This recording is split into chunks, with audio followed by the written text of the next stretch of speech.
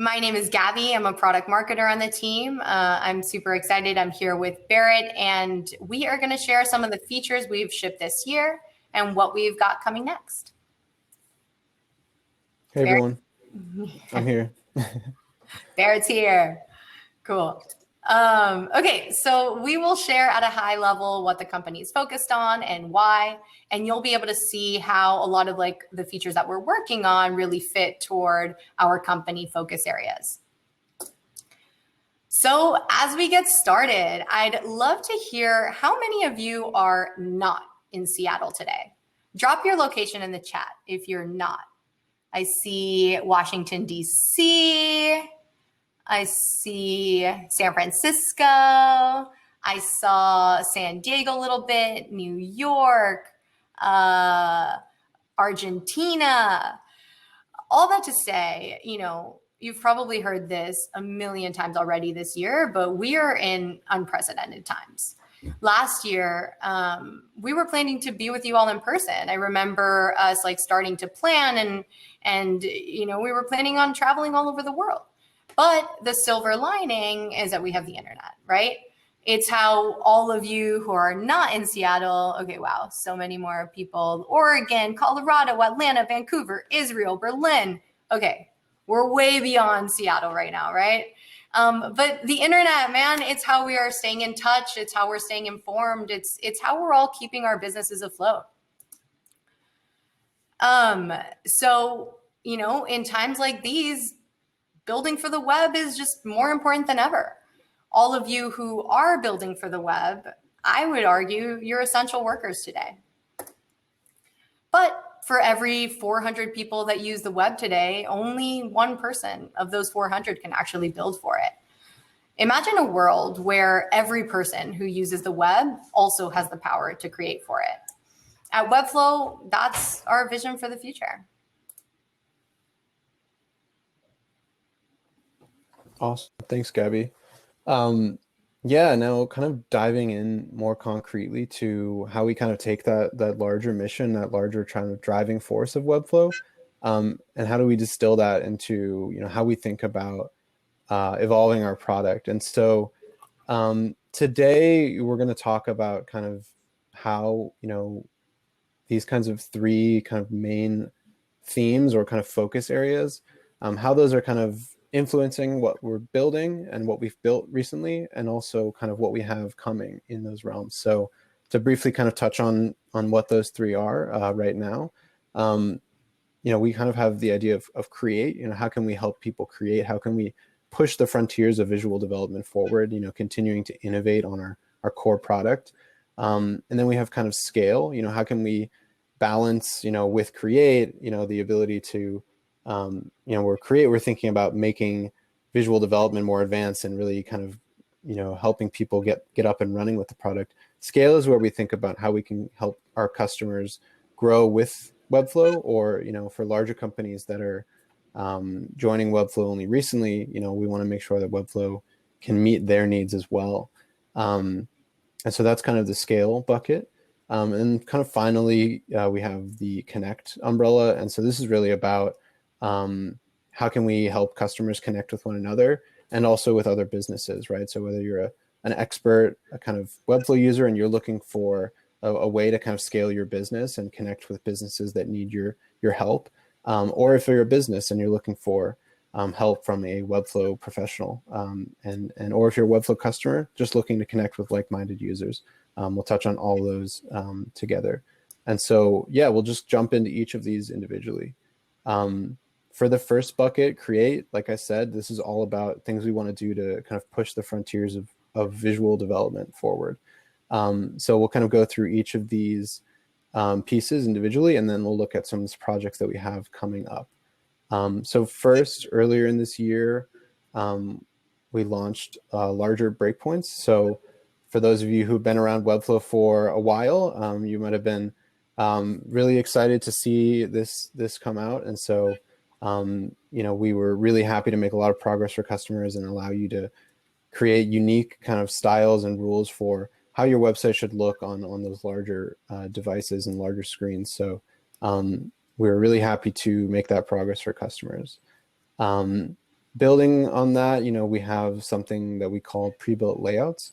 This is the idea where we actually introduced more than just simple building blocks into Webflow, but actual kind of multi-layered elements and things that can help you get started faster.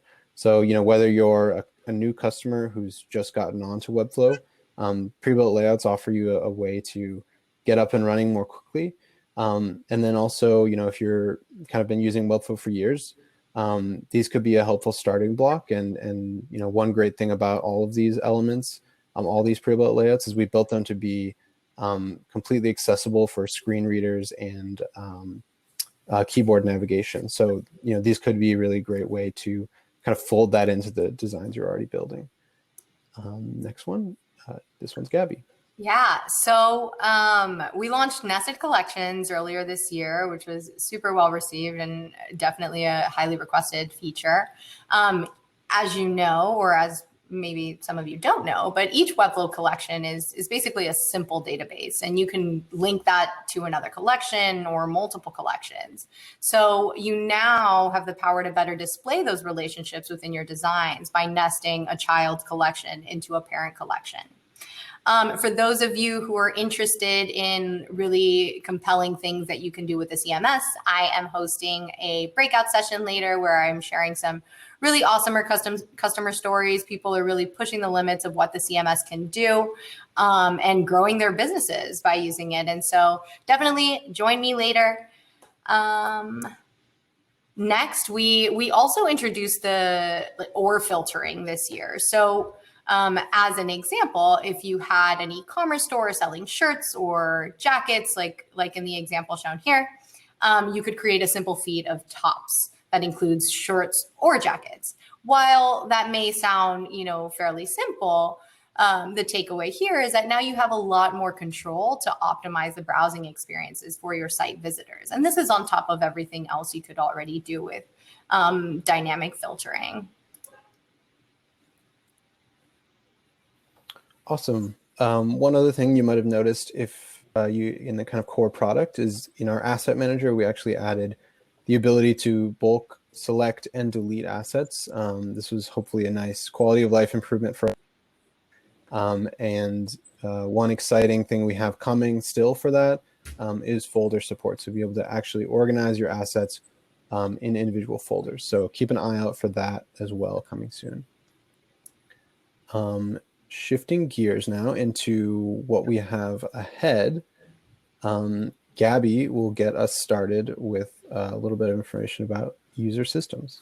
User accounts. Okay, so those of you who have been Webflow customers for a while, we have been listening.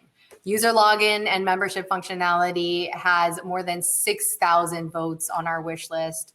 So we're working on it. As a company, we are really on a mission to unlock the power of code and continually unlock that power of code. And so the ability to offer user accounts and create unique experiences for those users is a huge and foundational part of that. From paid memberships to web apps, we really want to tackle a broad and arguably ambitious set of use cases. And so releasing user accounts is a huge leap in that direction. I will say, we are getting ready to start testing this internally. And if you sign up to be a community leader, you can actually be a part of our alpha as an end user. So to do that, I'll give you a rundown of what we're actually creating. So we're creating a new site for our community leaders where they can gain access to updates from our team and potentially access to a user systems beta down the line. So to sign up as a community leader, head to webflow.com/community and apply. Awesome. Accessibility. So we put out a big blog post earlier this year about what we're doing about accessibility at Webflow. And that outlines some of the stuff we've worked on more recently, and the whole kind of idea for those of you who might not be super familiar with kind of accessibility in the web. The idea is that not everyone interacts with the web in the same way, right? Some people who might be vision impaired might use screen readers to navigate through websites, or other people might use keyboards to navigate. And so there's accessibility standards built into how that dictate kind of how we should build websites and how we can make them accessible for everyone on the web. And so more recently, we've shipped the kind of all native elements in Webflow are keyboard and screen reader accessible out of the box. But that's not all we're doing. We've got a lot more coming as well. And so part of that involves making sure that you're able to add alt tags to all your images on your website. While that's certainly possible today, we want to make improvements to how that workflow actually takes place, and making it easier and more present and more prominently displayed as to how you go about adding those alt attributes and getting them on your website. But the more exciting or maybe more flashy element here, you can see a kind of preview of it in this screenshot, is something we're working on that we're kind of calling the assistant. And the idea here is that starting with accessibility related elements, we'll actually flag and allow you kind of proactively to solve the most common, most high priority accessibility related issues on your website. And so, things like you're missing alt text for this image. You don't have the right color contrast on this, so it might be hard to see. And so this will start with accessibility things, but we're also exploring how this assistant tool can flag more, less accessibility, more site related things like SEO and other exciting stuff down the road. So keep an eye out for more on that, and we'll be sharing updates as we have them. Cool. And now scaling, this is, here's some projects that we've shipped recently that talk about, how we can make Webflow work better for growing businesses. And so Gaby is going to take the lead here. Cool. So we launched scheduled publishing earlier this year. Businesses often use online tools to schedule their social media posts, their email campaigns, ads, really any of their marketing efforts. So you now have more control over your marketing calendar with the ability to schedule any collection item. Digital goods. I'm super excited to say that Webflow e-commerce has evolved so much since it first launched in February of 2019. And with that comes the launch of digital goods. So you now have the ability to sell digital downloads through Webflow e-commerce, whether that's courses, fonts, stock photos, music, really anything. So could now be the time to launch your side hustle? Maybe. We've launched discounts. So the ability to run promotions for your customers can truly help grow your business. This was also a highly requested feature, and it's finally live. In that same vein of growing your business and automating workflows, we've launched an integration with Shippo, so you can easily create shipping labels and automate order tracking for your customers. And you don't even have to have inventory to get a store up and running. We launched an integration with Printful that makes it easy to add your Printful products to your Webflow store. And if you aren't aware of what Printful is, it basically just allows you to upload your designs onto a slew of different product types, from t-shirts to mugs and hats and socks and all these things. And Printful will then manage the printing and shipping of those products once they're purchased by your customers. Awesome. And another element of kind of an improvement we made to symbols is something we call content overrides. And, long story short here, symbol content overrides really will help you maintain and update layouts more efficiently on your website. And so this was just kind of the first step in a larger kind of evolution we're making for, how symbols and how design system type tooling might work within Webflow. In the next section directly, I'll be talking about some of the specific things we're working on in the future. And I'll also be hosting a breakout session later today that does kind of a deep dive on some of this stuff. So Yeah, if we can hop to the next section, Gabby. Yeah, some of the things we're actually working on for, this kind of theme or this kind of focus area. That first one, like I mentioned, is something we call Webflow components. And this is really an evolution of Webflow symbols that will really help designers and teams more efficiently help build and maintain large websites. And so we'll talk a little bit about specifically what some of the things we have ahead are, and provide some examples. So first off, like I mentioned with symbol content overrides, this is the idea that, and this already exists, is that you can have multiple instances of a symbol, but each instance can have unique content in them while still being kind of tied to the main symbol you've defined. But if you look at this example, you look at this website, you might quickly realize that you want more than just these buttons to be symbols. And so that's where you'll have the ability to, next slide, hop in and see that, you can actually put symbols inside of symbols. So this will be live, soon, very soon. We're in the final stages of work on this. But the idea here is, relatively straightforward, but you'll be able to put symbols inside one another. And, this will really help you use symbols and eventually components to their greatest extent, really taking advantage of the power that they offer. Jumping beyond that, we have something we're calling element overrides. The idea here is that, maybe you look at this card below and decide, I actually don't want that button in that instance of the card. And this will be more than just, display none or hiding an element. This will actually allow you to remove it from the HTML, remove it from the page completely. And similarly, you can kind of have a button that you add in on just a specific instance of a symbol.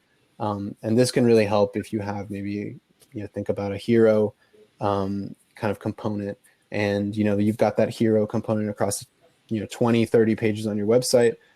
You can go to individual pages and let's say remove a button or change it with some other button completely. So that should really help with modularity and adapting your designs. Taking that next step, that a lot of you might kind of intuitively expect, is the idea that you want to actually override not just content and not just like the elements within a symbol, but the actual styles of an individual instance. And so if you look at this example, you can see that button in the top right is kind of the main call to action on this website. You'd probably want to give that a bit of pop, as you would say. And the way you'll be able to do that with kind of the power of components is you'll be able to give unique styles and kind of define style variants for a component up front. And so if you kind of mix and match that kind of take that principle further, you can imagine you want to take a card below and make it a light card with a dark button. So if you do the next slide, you can see a kind of instance of that principle applied. But I think it's important to take a pause here and reinforce why this is so unique, or why components offer so much additional power. It's easy to look at this example and wonder aloud, why don't I just use classes to do these kinds of changes? I could just give that card in the middle a combo class and the button a combo class, and while that's true, I think it's important to look at specifically how you can make sweeping changes to every single symbol instance in kind of one quick way. So let's say you want to add an arrow to all your buttons. In this example here, if this was all kind of built using just kind of classes and kind of the way Webflow is today, you'd have to add that arrow individually to each button instance. And while that may not be the end of the world for you just on one page like this example is, imagine this button is in 200 places across your website. You'll be able to kind of edit the main symbol, add that arrow into it, and you'll see that arrow cascade to every single instance of your kind of button symbol on your site. And so that is a great example of kind of how you can make sweeping changes across your site to every single instance of a component with very little effort. And that will be a great way for you to maintain and build your projects more efficiently. And then kind of beyond these examples that we can kind of show directly, we are also thinking kind of longer term about components and how we can create something like a team components library. How can we manage kind of things like navigations or footers or just layout patterns across multiple projects across an entire team. So should really help teams work together and should allow people to create, certainly within like a specific company, larger brand and component libraries and systems when they think about their kind of overall web presence. And then finally, we're in kind of research phase around something we're kind of calling a component-based page building mode. And the idea here is that, as we lay this foundation with components, you could imagine a world in which, you as the designer invite a marketer to build a series of landing pages with just components. And, they can grab the components and the layout patterns they need. They can give each of those components the unique content they want. And then the unique styles and variants. Maybe they want to have a dark version and a light version and kind of pull it all together. And they can build a page without having to worry about the styles, without breaking things. And that's, hopefully something that will really help bring collaboration to a new level and enable kinds of new relationships and new ways to work inside the product. So again, like I mentioned, my plug for myself is that I am leading a small breakout on kind of design systems tooling in Webflow, and they'll include a short demo as well. So if you're interested in that, look out for that in the breakout sessions this afternoon. Cool. Thanks, Barrett. I'm super excited for components, and based on the chat, it looks like everyone else is super excited about components as well. I've mentioned a few times that as a company, we're really continuing to unlock that power of code. We're taking our very first steps into logic flows to help us do that. Logic flows will save you time by really reducing the number of manual actions that you have to take to run your business. So using Webflow triggers like a form submission, for example, or even an external trigger from a third-party source, we're making it easy to actually automate the various workflows your business relies on. So, and that's without having to lean on connector apps like Zapier and Integromat. So as an example, a lot of you are building marketing sites, and let's say, the forms on your site are often your primary source of lead generation. When a new customer fills out a form on your website, we really want to give you the ability to directly send that form submission straight to a HubSpot, for example, where you're able to add a customer to a specific email drip campaign, or do anything within HubSpot with that form response. Or let's say when somebody submits a form on your site, we want to give you the ability to be able to create a collection item from it.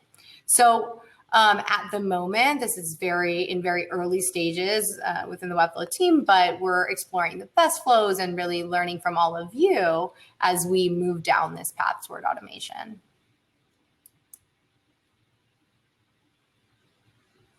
Awesome. One important thing to touch on as well is what we've launched kind of quietly over the last year is our Webflow Enterprise package. And so, over the years, we've seen a number of large companies use Webflow in just amazingly creative ways. But, unfortunately, we've not always been able to meet the needs of enterprises. Enterprise companies have unique procurement, performance, and accounting requirements. And so, we've steadily worked at meeting those needs over the last year, and we've kind of launched this formally in the last 6 months. And so what does that include? What is the difference between kind of, what you've already got with Webflow and what you can find in an enterprise package? The big differences are some of these features listed on the left. This is really just, premium dedicated onboarding support and training for companies who really need that extra help on getting up and running. Of course, we offer high bandwidth and hosting packages for companies that have, extremely high monthly traffic or are expecting major surges in traffic. We've done a few large event websites that have that kind of requirement. Of course, we comply with whatever your company's procurement process is, whatever is needed for Webflow to become a tool within your company's kind of software armada, as it were. And then, kind of billing by credit card is often not an option for large companies. And so we offer, kind of custom billing and invoicing, however you need it, paying via purchase order, the things that, more established companies will often require. And then on the security front, we are working on, our single sign-on option for companies, as well as our SOC 2 certification. So, if you can see some of the companies that have already been signed on as Webflow Enterprise customers on the right.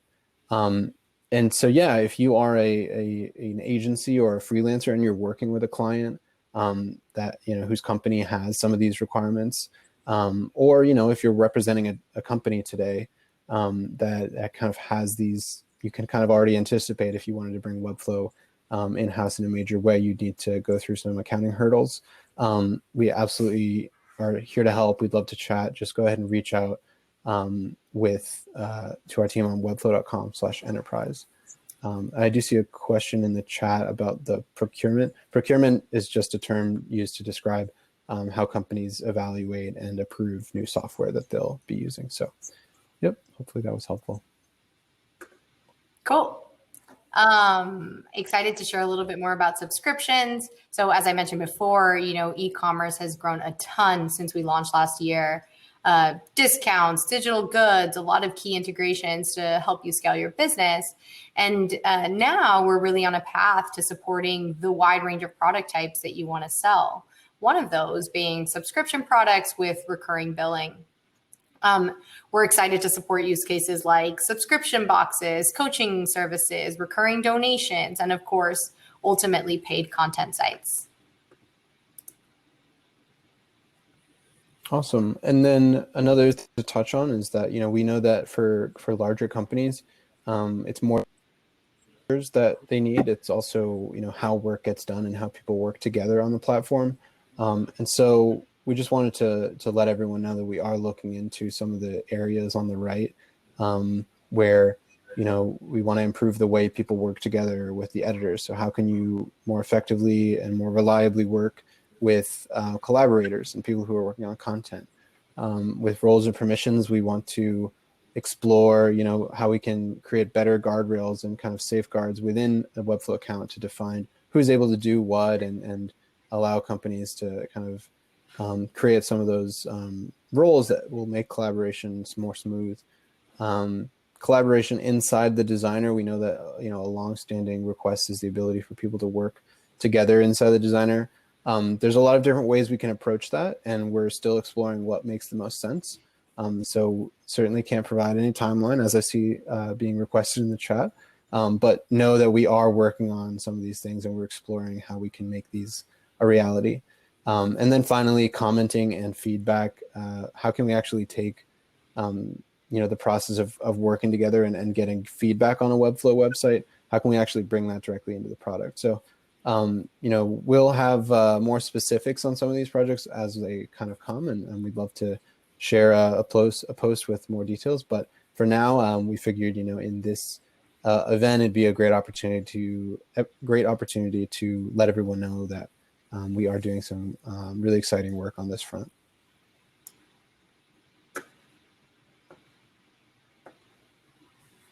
Awesome. And then for the last kind of phase of this talk, I'm just going to talk about some of the things we've worked on and are working on for our community at large.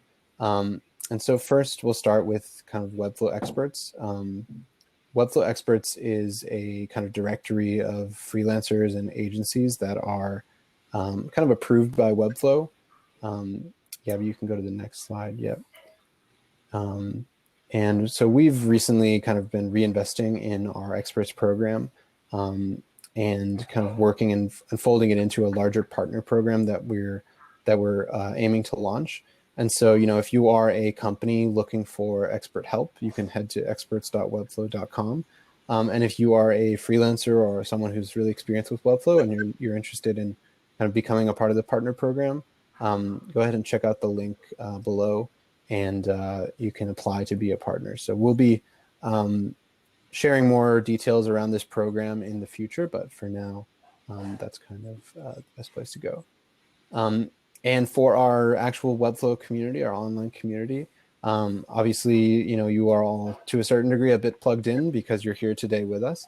But if this is your kind of first event or first involvement in the Webflow community, we absolutely encourage you to get more involved. We have over 75,000 global members, which is just amazing. And we're so grateful and so excited to see how that community has grown in the last year. Within that community, we have a bunch of remote events, places to get together, all these things. And, in the regular world, it would be in-person events as well. And so, if you're interested in getting involved, head to webflow.com/community. You can find all the information you need to find out what's out there. And if you're interested in kind of leading your own group, Shir from Tel Aviv is leading a breakout session about how she built the Webflow community in Israel. So if you're interested in that specifically, I would encourage you to check that out for our Tel Aviv session next week. And then as far as some of the things that are coming next, we are transitioning from meetup.com to Bevy, just with the scale we're encountering. If you are involved in the Webflow community already, you should be receiving information about that soon. We're using Bevy today for this event and for the next few weeks, and it's been great. So we're excited to make that transition. We are upgrading our community leader program, so we'll be sharing more details with community leaders around what that entails. We will be picking back up our coffee talk that we ran earlier this year in September. So this was kind of ongoing event series, just to, similar to this, but in a more kind of smaller, more intimate sense, to spotlight, members of our community who are doing really cool things.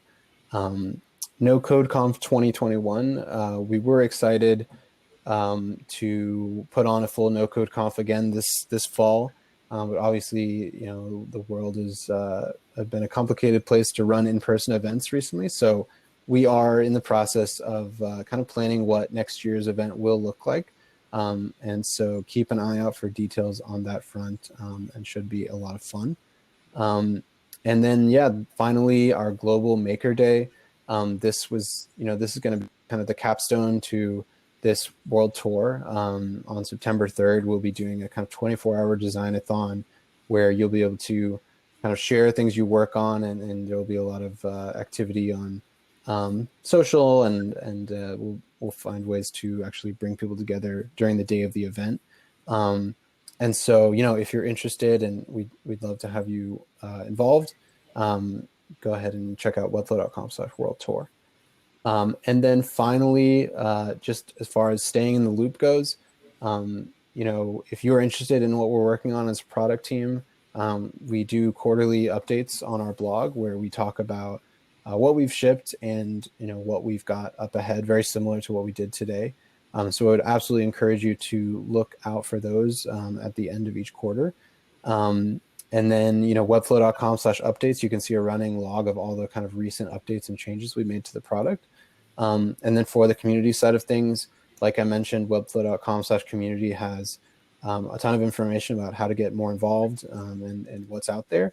And then the Webflow Insiders newsletter, this is a community-specific newsletter that you can sign up for on that page, webflow.com/community. So if you're interested in seeing more regular updates from us around things that are going on in the community, the Webflow Insiders newsletter is a great place to go.